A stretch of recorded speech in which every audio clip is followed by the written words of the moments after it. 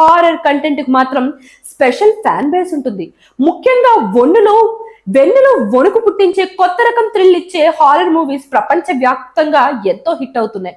వీటిలో ఒక సినిమా ఎప్పటికీ ఫస్ట్ ప్లేస్ లో ఉంటుంది. ఇది ప్రపంచంలో బెస్ట్ హారర్ మూవీగా నిలిచింది.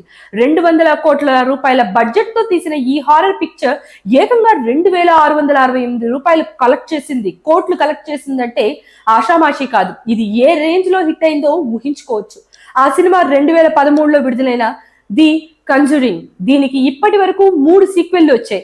ప్రస్తుతం 4వది తెరకెక్కిస్తున్నారు. ది కంజూరింగ్ సినిమాను చాలా మంది ఒంటరిగా చూడలేకపోయారు.